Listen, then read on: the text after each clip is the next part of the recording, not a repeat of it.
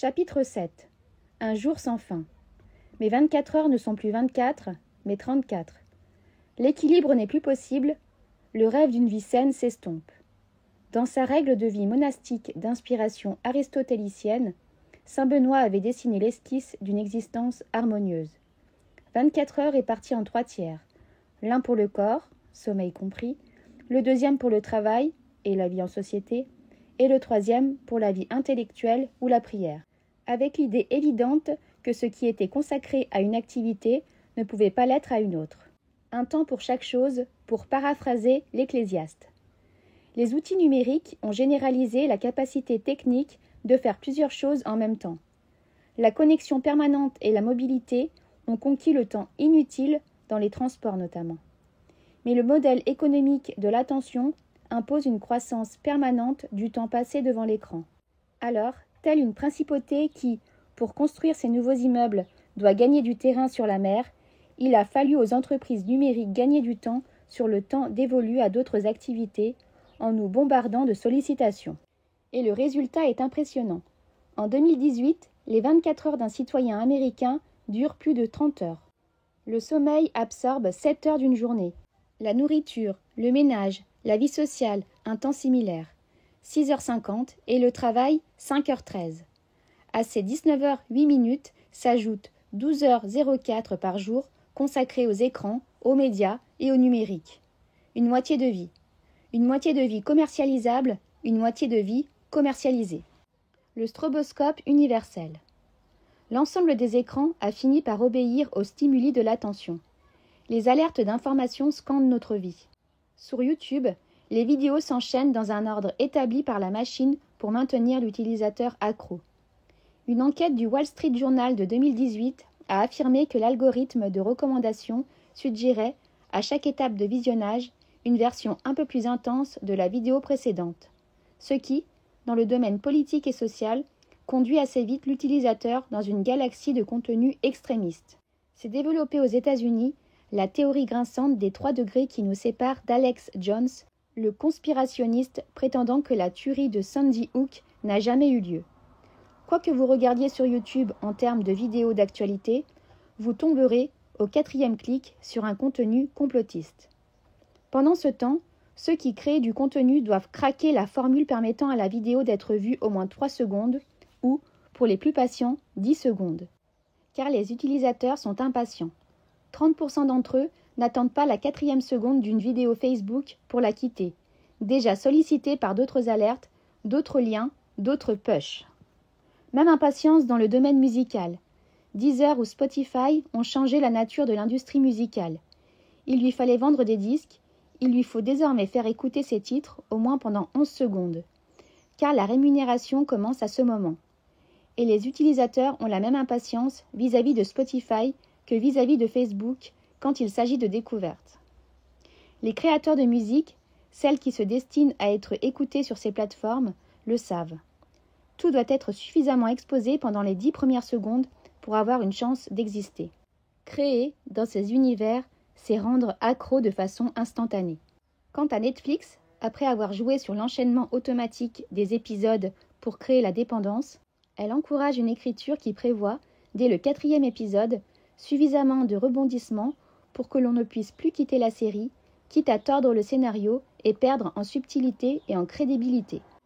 La sursollicitation de nos sens, le bombardement de stimuli, ont fini par sortir du réseau pour atteindre l'ensemble de nos activités.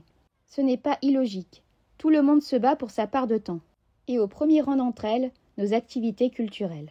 Le cinéma de blockbuster à destination des adolescents propose désormais des plans ultra brefs avec des effets visuels qui parient plus sur l'impression que le regard. Les téléphones portables ont beau être interdits en salle, ils ont formaté notre rythme d'attention et restent une tentation présente dans la poche à portée de main. La lecture, celle qui prend du temps, qui égare le lecteur dans ses pages manquantes, déploie ses univers intimes et prodigieux, n'est pas épargnée par la quête de l'attention. Le livre, comme activité économique, résiste. Mais le temps consacré à la lecture par les plus jeunes s'effondre, malgré le raccourcissement des chapitres et l'introduction, dans la littérature adolescente, des cliffhangers venus de la série télévisée. Notre vie culturelle et intellectuelle est devenue stroboscopique. Trop tard. Nos propres données sont utilisées contre nous. Le désir n'a plus de temps de se construire, et si par hasard il se précise et s'exprime, il arrive toujours trop tard. Des centaines de stimuli nous ont assaillis et ont exigé une réponse. Rassasiés avant d'avoir eu faim, nous le sommes par une nourriture que nous n'avons même pas eu le temps de humer et de goûter. La disruption est ce qui va plus vite que la volonté, individuelle aussi bien que collective, pour reprendre la formule de Bernard Stiegler. Le temps qui nous a été volé est celui du manque, et donc du désir. Celui de l'amour, de l'autre et de l'absolu. Chapitre 8. Trop de réel tue le réel. Atlanta, 13 octobre 2018.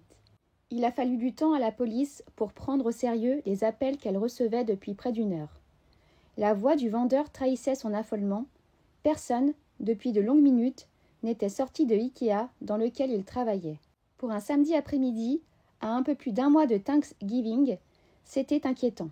Quelque chose devait se passer. Une prise d'otage, un accident, un phénomène inexplicable. À l'intérieur, nul affolement. Au contraire, des caissiers consultaient leur smartphone pour passer le temps, dans l'attente de clients qui ne venaient pas. L'explication: quelqu'un s'était amusé à recouvrir le sol du magasin de flèches disposées de façon à créer un labyrinthe inextricable.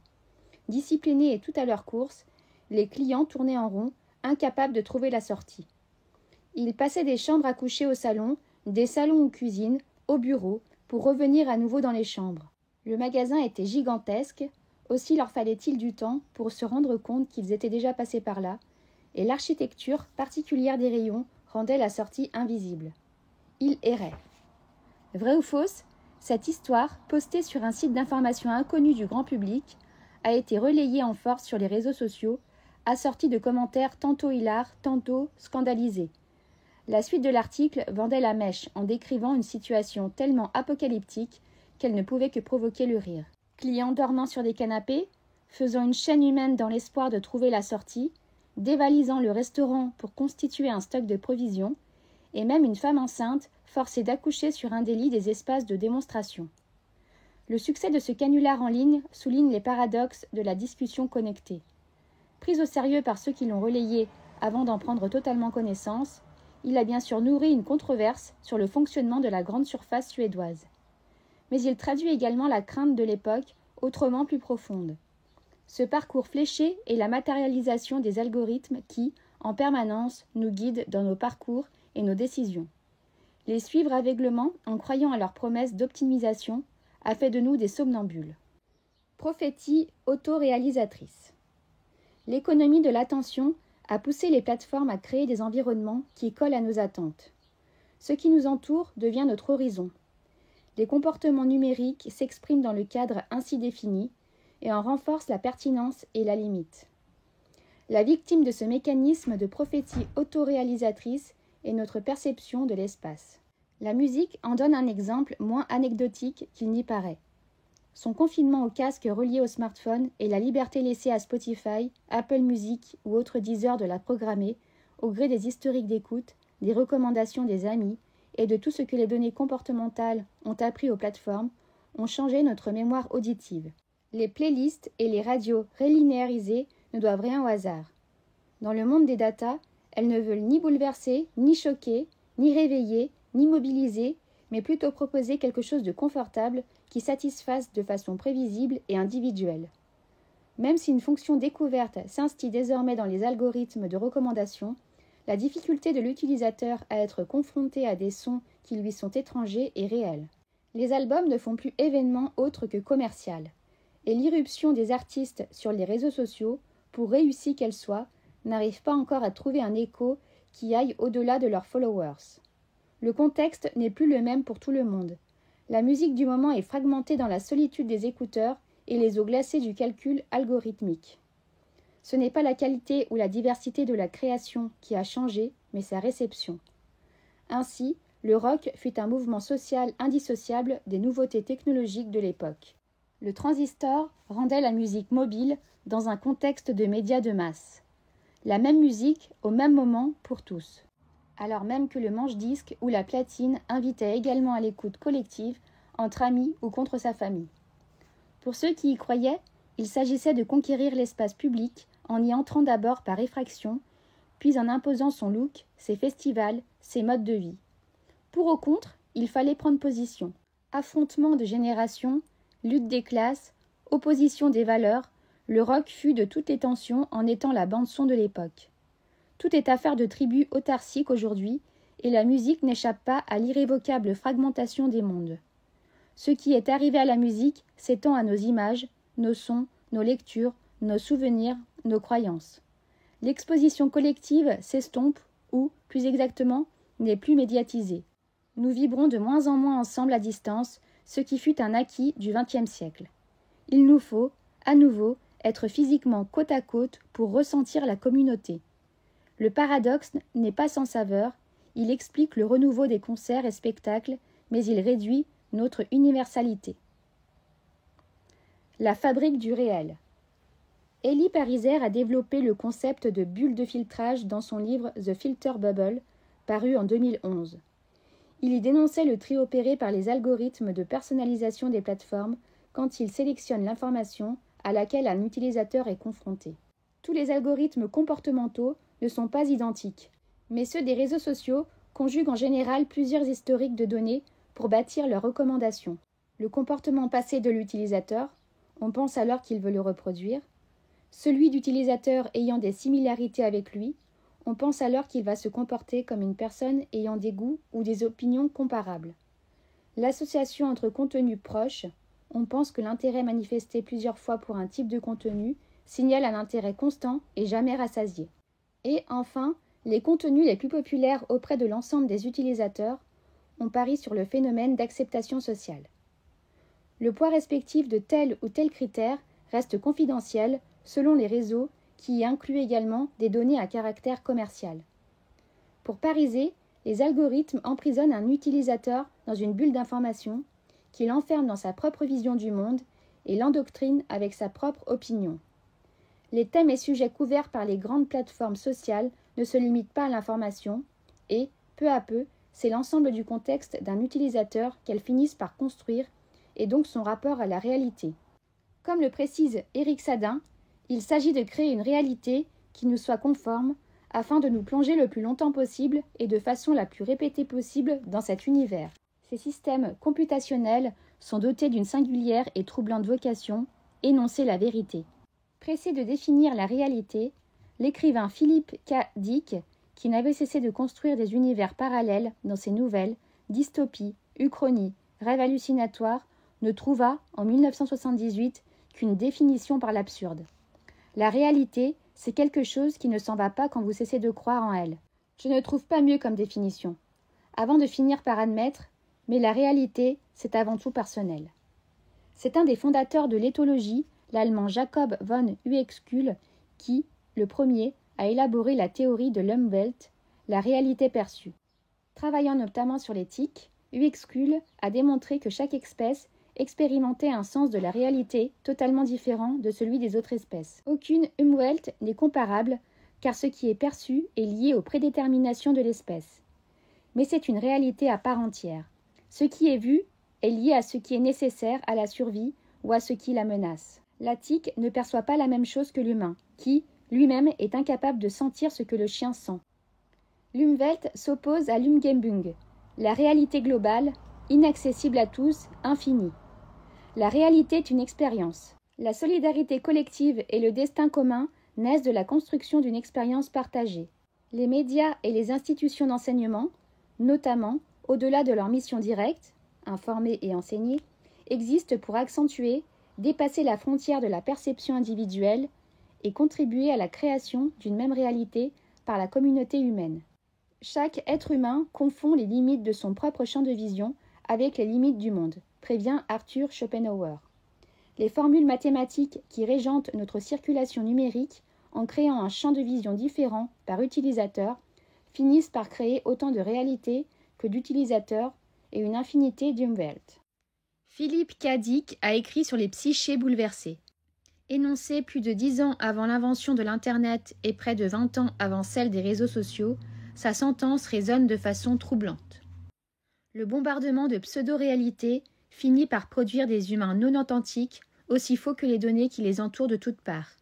Les fausses réalités vont créer des faux humains, et les faux humains vont à leur tour produire des réalités et les vendre à d'autres humains en les transformant à leur tour en faussaires. C'est juste une version élargie de Disneyland. Le rapprochement de notre société avec le 1984 de George Orwell est un sujet aussi ancien que l'invention de l'Internet. Dans un livre qui a fait date, Se distraire à en mourir, écrit avant même la généralisation du réseau, Neil Postman opposait les récits d'Orwell et d'Aldous Huxley, 1984 et Le meilleur des mondes, pour conclure à l'actualité du dernier aux dépens du premier. 1984 décrivait une oppression imposée par un pouvoir extérieur, remplaçant l'information par la propagande, un monde où les livres sont interdits, où la vérité est dissimulée et la contrainte imposée par la violence. Huxley, quant à lui, annonçait une civilisation séduite, gavée par un torrent de contenu, rendue esclave et comme somnambule par le plaisir qu'elle s'inflige. Dans cette dystopie, il n'y a plus de raison d'interdire un livre, car plus personne ne veut en lire. L'information disponible est noyée dans un flot d'absurdités. Pour Postman, il n'y avait guère de doute, le débit exponentiel du flux de contenu qui nous aide à oublier que nous allons mourir nous avait sauvés d'Orwell pour nous plonger dans Huxley. Près de 35 ans après sa parution, l'analyse de Postman garde son caractère prophétique. Le flot est bien là, et notre servitude au divertissement s'est transformée en addiction. Mais c'est une prophétie incomplète, car ce flot, pour débordant qu'il soit, ne nous arrive pas de façon erratique. Il est organisé par une économie prédatrice. Le retour d'Orwell ne s'est pas fait par le politique, mais par l'économique. La jonction avec Huxley est réalisée à l'échelle de chacun. Nous sommes les acteurs de notre propre propagande. Effondrement. Le capitalisme de l'attention, pour intrusif et désespérant qu'il soit, n'est pas stable. La machine s'est emballée et commence à produire les signes de son propre effondrement. La fabrique de réalité individuelle a produit un empire du faux. Faux humains, fausses statistiques, faux comptes, faux sites, faux contenus se conjuguent pour obtenir de vrais dollars ou de vrais euros. Il y a bien sûr les robots, ces formules qui génèrent de façon automatique des connexions sur les réseaux sociaux ou créent de fausses consultations sur des sites fantômes de façon à faire croire aux publicitaires que leurs annonces sont regardées et cliquées. Leur activité a pris des proportions considérables. La plupart des études évaluent l'activité humaine à moins de 60% de l'activité totale sur Internet. Le reste, soit plus de 40%, est une attention factice, produite par des robots ou par des humains dont c'est le métier. Car l'économie de l'attention a son limpin prolétariat. Les usines à clics se multiplient dans le monde, en Chine notamment. Y travaillent des jeunes le plus souvent, chacun responsable de plusieurs dizaines de téléphones. Leur travail, connecter chaque téléphone à la même vidéo pour gonfler les chiffres d'audience. Le faux ainsi produit fragilise l'économie de l'attention alors même qu'il en est une conséquence. On ne peut vendre durablement que ce qui existe. L'activité factice menace tout le modèle à terme. L'incapacité de Facebook à produire des chiffres d'audience fiables ne relève pas de la malhonnêteté, mais de la submersion. En 2018, la plateforme a reconnu que sa mesure du temps de visionnage des vidéos pouvait, dans certains cas, être surestimée de 60 à 80%. YouTube, qui appartient à Google, a, de son côté, créé des outils technologiques afin de détecter les fausses audiences nées de robots se faisant passer pour des humains. Robots contre robots. Les spécialistes du réseau ont appelé cela l'inversion. Le moment où la technologie, dépassée par l'audience et les contenus élaborés par des robots, finit par considérer celle en provenance d'êtres humains comme fausse parce qu'elle est devenue minoritaire et donc déviante par rapport au comportement majoritaire qui est celui des machines. Pour le journaliste Max Reed, un des plus fins analystes de l'Internet, son blog Life in Pixel est une référence, fin 2018, nous y sommes. Que le constat soit juste ou erroné, il énonce une sortie possible, ce modèle de prédation humaine n'est plus tenable économiquement. Chapitre 9. Le kaléidoscope asymétrique. Toute épidémie se raconte à partir de son patient zéro. Tel un surrégénérateur qui produit l'énergie nécessaire à son propre développement, l'économie de l'attention engendre et se nourrit d'un flot ininterrompu de récits fragmentaires et démembrés.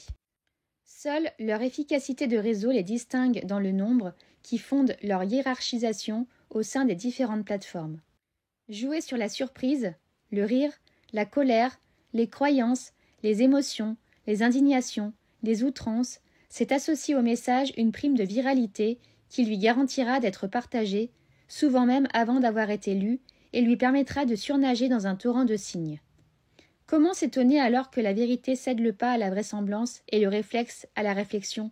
Les fausses nouvelles ne sont finalement qu'une manifestation infime des récits numériques qui ne se préoccupent d'aucune exactitude. Ce n'est pas leur nature qui les distingue des millions d'autres récits, mais l'impact qu'on leur prête sur ceux qui y sont exposés, et parfois la volonté de nuire qu'on suppose être à leur origine. Pour qu'il y ait manipulation, un manipulé est nécessaire, un manipulateur pas forcément, à moins que cela ne soit l'inverse. Le phénomène est aussi ancien que la communication humaine. Les médias de masse ont ouvert un chapitre sans précédent dans l'usage de la propagande, mais peu de moments non politiques ont pu être aussi finement observés que ce qui arriva le soir du 30 octobre 1938 sur la côte est des États-Unis. Ce soir-là, les Américains qui écoutaient la radio eurent la surprise d'entendre un bulletin d'information spécial racontant la chute d'une météorite dans la campagne du New Jersey. Au fil des minutes, les témoignages, recueillis en direct, firent état de créatures étranges, d'implacables machines de guerre et de morts par dizaines à cause d'un gaz asphyxiant. Sur les ondes, l'invasion extraterrestre avait commencé. Dans le studio, Orson Welles, 23 ans à l'époque, et doté d'une petite notoriété dans le monde du théâtre et de la radio, s'amusait. Il avait décidé d'utiliser les codes du journal radiophonique pour raconter la guerre des mondes de H. G. Wells. Faux envoyés spéciaux, fausse rupture de faisceau, fausse hésitation devant l'ampleur de l'événement fabriqué, tout y était. Deux légendes, ensuite, s'affrontent. La première raconte une panique générale qui aurait saisi la moitié du pays. La radio noyée sous les demandes de précision, la police saturée d'appels, des familles qui prennent la route vers le nord et encombrent l'ensemble du réseau routier, des magasins dévalisés, d'autres qui se barricadent dans les tours de Manhattan, des crises de panique dans les hôpitaux, voire des tentatives de suicide. La source principale, à l'origine de ce récit apocalyptique, est le New York Times, qui, dès le lendemain de l'émission, parle d'hystérie collective massive, donne de nombreux détails et condamne sans nuance l'irresponsabilité de CBS, la radio organisatrice de la performance. La seconde légende prend l'exact contre-pied de la première. Les auditeurs inquiets n'auraient pas été aussi nombreux que le prétendrait le journal. Et, passé un premier moment de stupeur, la quasi-totalité d'entre eux se seraient rendu compte qu'ils écoutaient une fiction radiophonique. Et c'est Wells lui-même qui aurait monté en épingle quelques appels et courriers d'auditeurs inquiets. Seul le contexte de réception transforme une fiction se faisant passer pour une information en une fausse nouvelle. Il faut pour cela qu'elle soit lue, ou entendue, ou vue, crue, et qu'elle modifie le comportement ou la pensée de ceux qui l'ont reçue. Le cas de la guerre des mondes démontre la complexité des diagnostics, comme le développe A. Brad Schwartz dans son ouvrage Broadcast Hysteria, Orson Welles, War of the Worlds and the Heart of Fake News. Pour savoir si la fiction d'une invasion venue de l'espace fut largement entendue et si elle fut crue au point de déclencher une vraie panique, Schwartz a consulté les centaines de lettres envoyées à Orson Welles dans les jours suivant la retransmission, étudié la presse, rassemblé les témoignages écrits de l'époque. Et ce qu'il en retient éclaire d'une lumière paradoxale et inquiétante ce que nous sommes en train de vivre depuis l'exploration des réseaux sociaux et des robots accélérateurs de rumeurs. Le courrier envoyé à Wells montre que l'audience fut réelle. De nombreux auditeurs écoutèrent et réagirent à la radiodiffusion, mais leurs réactions ne correspondent à aucun des récits écrits sur cet épisode. Elles ne sont pas monolithiques et, surtout, elles évoluent à mesure que le récit se déploie. Cette fausse nouvelle, avant l'heure, n'est pas passée inaperçue. Elle a touché ceux qui ont été exposés. Mais peu y ont vraiment cru, et c'est d'avoir failli y croire qui provoque la colère. Pendant un moment, j'ai vraiment cru que les extraterrestres étaient arrivés. L'inquiétude ne résulte pas d'une crédulité avérée, mais d'une crédulité possible, chez soi en premier lieu, chez les autres ensuite. Car ceux qui relaient le plus l'existence d'une panique collective sont justement ceux qui ne se sont pas laissés prendre, mais qui sont persuadés que les autres y ont cru, et qui, de ce fait, réclament l'interdiction des fictions radiophoniques. Dit autrement, ceux qui crient à la panique sont justement ceux qui n'y ont pas cédé. La crédulité, c'est les autres. C'est au nom de la faiblesse supposée d'un public moins averti que les autorités américaines sont intervenues sur les politiques éditoriales des radios. Et ce n'est pas la panique de ceux qui ont pensé que les extraterrestres arrivaient qui a changé l'espace public américain, mais la croyance injustifiée en l'existence d'une panique. 1938 délivre ce message, mi-optimiste, mi-pessimiste. Les fausses nouvelles ont l'effet qu'on leur prête, et il convient de ne pas croire que les autres croient ce que nous ne croyons pas nous-mêmes. Polyphonie. La crédulité n'épuise pas la question de la vérité à l'ère numérique. Depuis 1938, le contexte général s'est transformé et rien n'est plus comparable. Chacun a la capacité de créer des récits et des boucles de rétroaction. La vérité, dans ce contexte, est diffractée dans un kaléidoscope infini où les pouvoirs ne sont pas répartis de façon équitable. Ce que la Rand Corporation appelle la truth decay, la déchéance de la vérité, est en fait une multiplication des voix, des convictions et des contextes d'interprétation. Hannah Arendt distinguait deux types de vérité. La vérité scientifique, que l'on peut prouver et démontrer par l'expérience et le savoir, et la vérité de fait, qui résulte du témoignage autour d'un événement. Pour la philosophe germano-américaine, le destin des deux vérités n'est pas identique. La solidité de la première, difficile à falsifier, la protège. La seconde, en revanche, possède un caractère relatif qui explique sa fragilité. Comme le souligne Jean-François Fogel, c'est une vérité politique dans son essence même car elle se fonde sur l'interaction entre plusieurs personnes pour établir des faits. Pour Hannah Arendt, la vérité factuelle était une proie facile pour un pouvoir désireux de s'en débarrasser. Les événements, les faits sont plus fragiles que les axiomes, les découvertes et les théories produites par l'esprit humain. La multiplicité des récits permise par la technologie ne s'est pas limitée aux événements. En ligne et en réseau, il existe plusieurs versions de la même nouvelle, plusieurs versions d'un même effet scientifique, plusieurs versions d'un même épisode historique. Fausses nouvelles, fausses sciences, fausse histoire, sur les réseaux sociaux, participent à cette boule à facettes narrative. L'époque convoque le souvenir du film d'Akira Kurosawa, Rashomon. Il mettait en scène 4 personnages en quête de confiance, chacun livrant un témoignage véridique sur un crime venant d'être commis. Le bandit, l'épouse, le samouraï, le bûcheron exposaient tour à tour une vérité qui n'avait rien de commun avec celle des autres. Le choc des récits finissait par faire douter de la réalité du crime lui-même.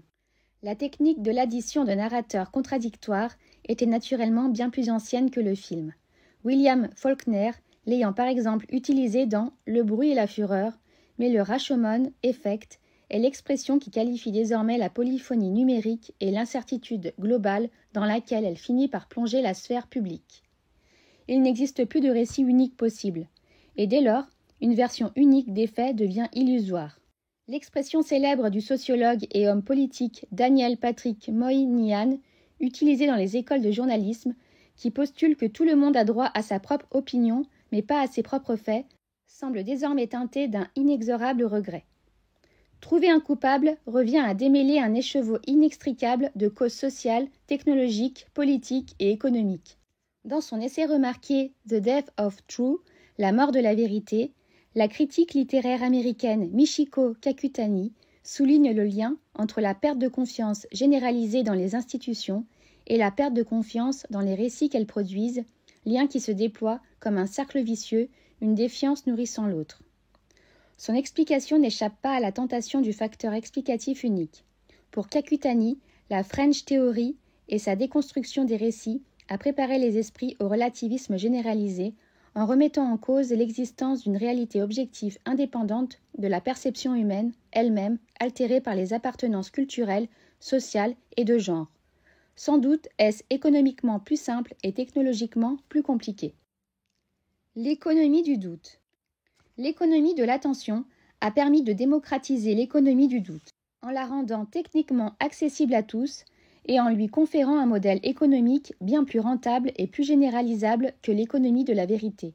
Le business du doute, autrefois lié à d'autres activités économiques, s'est autonomisé grâce aux plateformes jusqu'à devenir une activité en elle-même facile d'accès et de profitabilité immédiate. Dans un livre de 1962 qui a fait date, The Image, l'universitaire et bibliothécaire Daniel Boorstin évoquait les conséquences d'un monde inondé par les pseudo-événements, fabriqués par l'industrie du spectacle, du divertissement et des médias.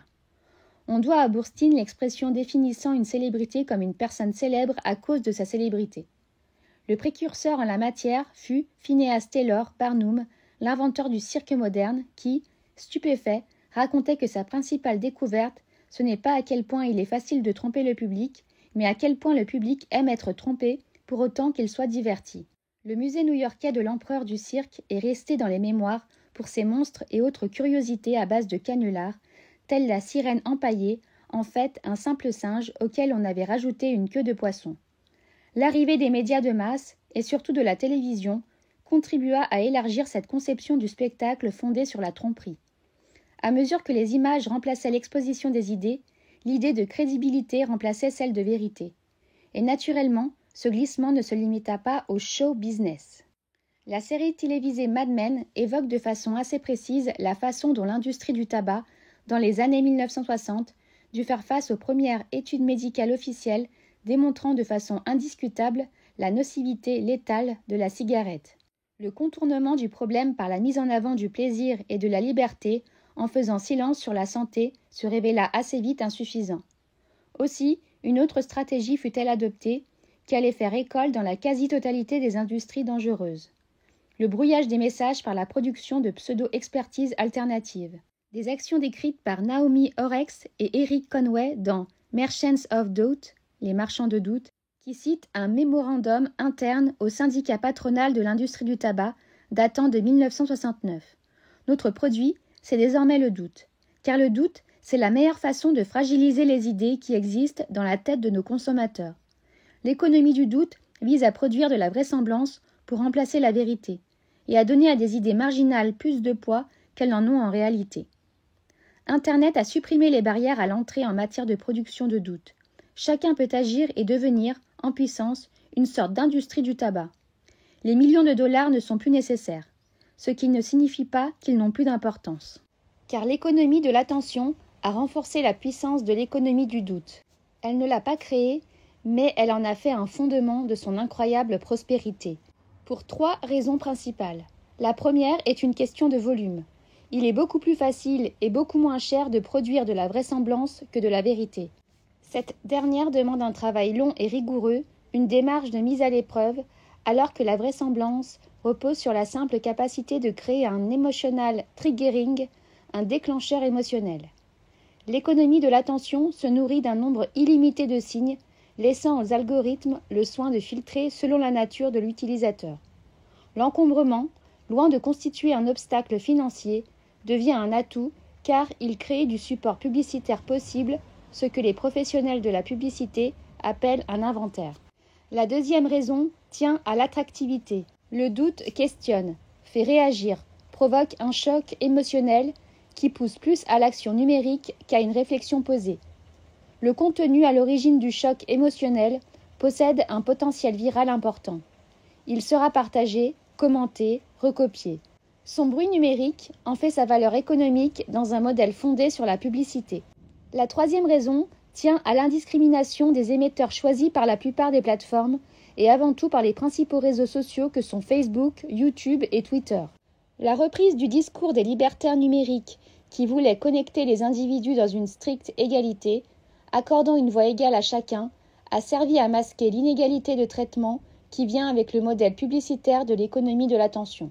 En permettant à tout contenu sponsorisé, c'est-à-dire payé, d'être plus vu, quel que soit son émetteur ou sa nature, les plateformes ont permis aux doutes fabriqués par les pouvoirs économiques et politiques de prospérer sur leurs réseaux protégés au nom de la liberté individuelle et d'une interprétation pour le moins maximaliste, aux États-Unis, du premier amendement de la Constitution américaine.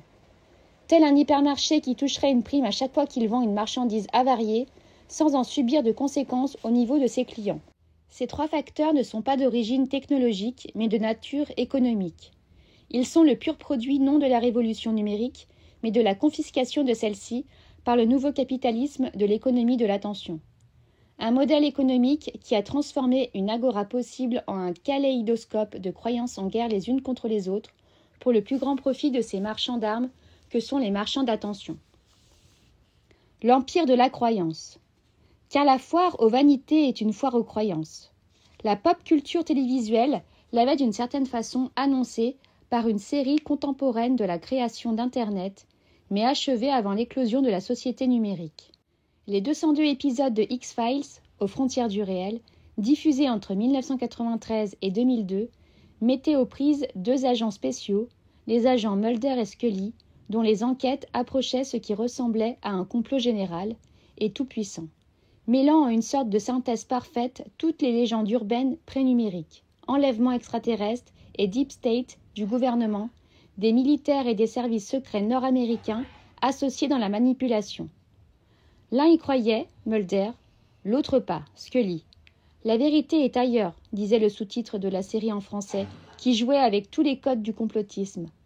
Charge aux agents de déchirer le voile cachant une vérité détenue par un nombre restreint de personnes et protégée en revanche par un appareil d'État parfaitement huilé. On nous cache tout, on nous dit rien. Ce n'était finalement que l'écho lointain de la quête de David Vincent, Les Envahisseurs, qui devait convaincre un monde incrédule que le cauchemar avait déjà commencé. Tout ceci s'inscrivait dans un schéma élaboré, il y a plus de 2000 ans. La vérité a besoin d'être révélée par des prophètes, quand bien même ceux-ci seraient agents secrets.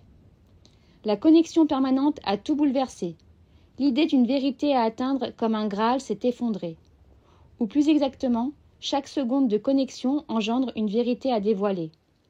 Ce n'est pas en proclamant « la vérité est ailleurs » que les X-Files et leur showrunner, Chris Carter, eurent raison avant tout le monde, mais plutôt en affichant sur un poster présent dans le bureau de Mulder et qui représentait une soucoupe volante « I want to believe, je veux croire ». Mulder, seulement, n'est plus seul. Tout le monde, désormais, veut croire, et le réseau charrie à chaque seconde les croyances de chacun qui essaie de s'imposer à tous en détruisant celles des autres. Le discrédit général a remplacé le complot unique, et ce sont des chapelles multiples qui s'entrechoquent avec violence. Notre espace conversationnel est désormais constitué d'une polyphonie absurde et violente que nous subissons tout en la nourrissant avec délectation. Paradoxalement, Mulder, l'homme qui veut croire au complot, contre toutes les évidences, est devenu celui qu'il faut affronter. L'univers numérique évoque le dialogue du Christ et de saint Thomas. Il ne s'agit plus, comme dans le vieux monde analogique, de voir pour croire, mais désormais de croire pour voir. Le réseau donne la réponse et permet à la croyance de chacun de trouver une trace visible de cette foi qui agit au mieux comme une preuve, au pire comme une révélation. Internet et sa structure de relations liquides permettent tous les rapprochements possibles, notamment par la mise en perspective de corrélations étranges qu'il est ensuite tentant de considérer comme des liens de causalité. Le site Spurious Corrélation ainsi que les décodeurs du journal Le Monde ont élaboré des générateurs aléatoires de comparaisons absurdes, de petits algorithmes mettant en parallèle des événements indépendants les uns des autres, l'un sérieux, l'autre souvent loufoque, jouant sur les échecs graphiques et les différentes notions statistiques pour que l'œil et le cerveau établissent un rapprochement immédiat. Un des plus grands succès des Spurious Corrélations montre ainsi le parallélisme absolu, année après année, entre le nombre de noyés dans les piscines aux États-Unis et le nombre de films dans lesquels joue l'acteur Nicolas Cage. Statistiquement, c'est impeccable. L'indice de corrélation est de 66%, comme par hasard, ajouteraient les tenants du complot. Les biais cognitifs forment une composante intrinsèque d'un réseau faussement égalitaire. Sur Internet, tout le monde peut s'exprimer, mais tous ne le font pas de la même manière. L'ensemble de l'information est certes présente de façon horizontale, mais chaque requête d'un utilisateur la réorganise de façon verticale. Et cette réorganisation est opérée par un tout petit nombre d'acteurs, moteurs de recherche, réseaux sociaux ou agrégateurs. Les trois principaux biais cognitifs ont été distingués par le sociologue Gerald Bronner dans La démocratie des crédules. Le biais de confirmation est permis par les moteurs de recherche. Dans l'immensité du contenu disponible, on finit toujours par trouver ce que l'on cherche, toute requête finit toujours par être satisfaite. Écrire « La Terre est-elle plate » dans le rectangle blanc de Google fait automatiquement remonter les thèses platistes au premier rang dans les résultats de la recherche, quand bien même le nombre de ceux qui croient en cette thèse est infime. Le biais de représentativité se nourrit des moteurs de recherche et des réseaux sociaux dont les algorithmes ne travaillent que sur des objets uniques. Ce biais résulte de la mise en avant d'un exemple pour aborder une problématique générale et il amène à faire de cet exemple une vérité universelle. Le raisonnement scientifique est alors inversé. Enfin, le biais de simple exposition nourrit les réseaux sociaux. Il postule que la répétition finit par octroyer une présence de contenu répété dans l'espace mental de ceux qui y sont exposés. Il nous pousse à accorder plus d'importance à ce que nous voyons 100 fois qu'à ce que nous ne voyons qu'une seule fois. Un univers où chacun peut s'exprimer de façon identique mais n'exerce pas cette possibilité de façon égale produit une asymétrie en faveur des plus déterminés et des plus actifs. Et les croisés de toute croyance font partie de ces groupes. Twitter démontre chaque jour qu'Internet est une démocratie où certains votent une fois et d'autres 1000. Les biais cognitifs encouragent et nourrissent l'empire des croyances sur lequel règnent nos émotions et nos emportements. La montée aux extrêmes des échanges et la polarisation de l'espace numérique entre convaincus et irréconciliables en sont une des conséquences logiques. Le réseau encourage la réponse émotionnelle plutôt que rationnelle quand quelque chose d'important est évoqué pour l'utilisateur et la dynamique de groupe accentue l'effet. Le juriste et philosophe Cass Sunstein explique et détaille dans Going to Extreme à quel point le désir d'être approuvé par ses pairs pousse le contributeur à accentuer le côté extrême de ce qu'il affirme et poste sur les réseaux son outrance, agissant alors comme une sorte de sauf-conduit dans le groupe déjà structuré. Deux effets jouent à plein que la culture numérique a nommés en les associant à des noms propres. L'effet Dunning-Kruger, énoncé par David Dunning et Justin Kruger dans un article paru en 1999, fait un lien entre le degré d'ignorance d'un individu et sa confiance en soi.